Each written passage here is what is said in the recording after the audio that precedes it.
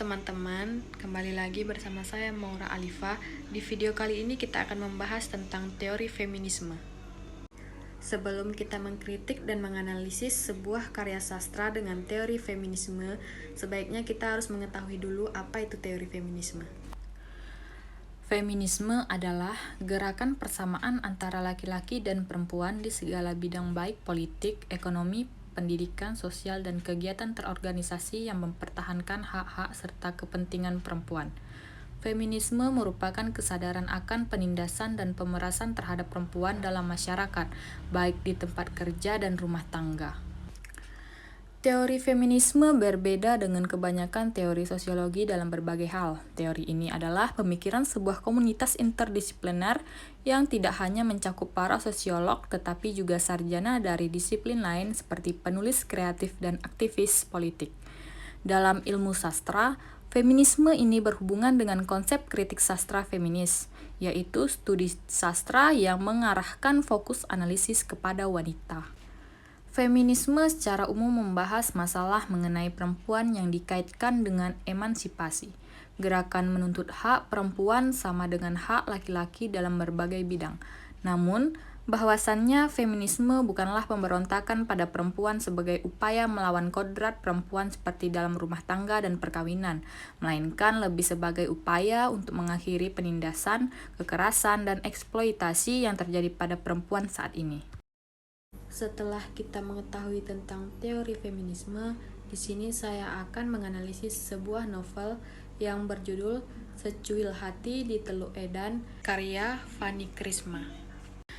Novel Secuil Hati Wanita di Teluk Eden karya Fanny Krisma merupakan sebuah novel yang menceritakan tentang seorang perempuan bernama Della Eden, istri dari seorang mantan nelayan yang telah beralih profesi menjadi bajak laut di Teluk Eden.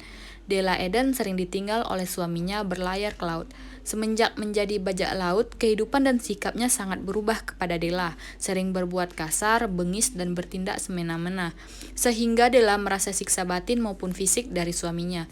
Namun Della Eden tetap sabar dan tegar menghadapi gejolak jiwa yang ia alami. Sebagai perempuan yang tegar, ia terus berusaha merubah sikap suaminya seperti dulu lagi.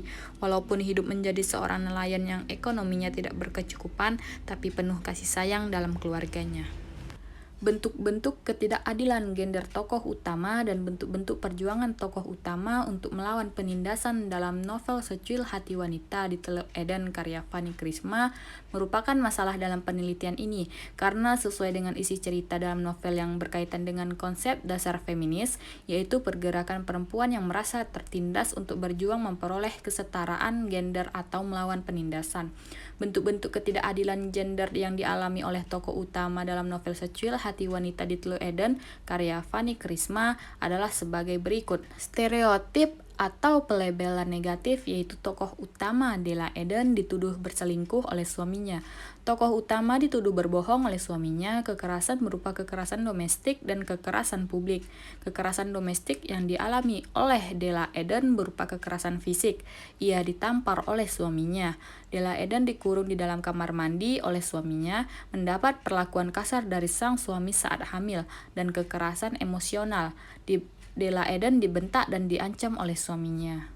Della Eden dijauhi oleh putranya. Della Eden ditinggal oleh suaminya dan merasa kesepian. Kekerasan publik yang dialami oleh tokoh utama dalam novel Secuil Hati Wanita di Teluk Eden karya Fanny Krisma, yaitu berupa hinaan dari para tetangga dan saat Della Eden dimaki-maki oleh suaminya di hadapan orang banyak.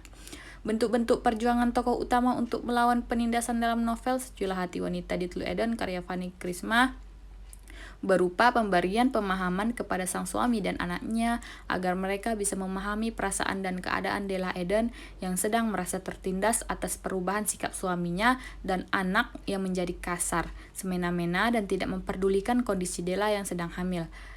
Mengutarakan pendapat, hal ini dilakukan Della Eden saat ia dituduh berselingkuh oleh suaminya. Nah, itu tadi sedikit penjelasan dari saya. Kurang lebihnya saya mohon maaf. Sampai ketemu di video selanjutnya.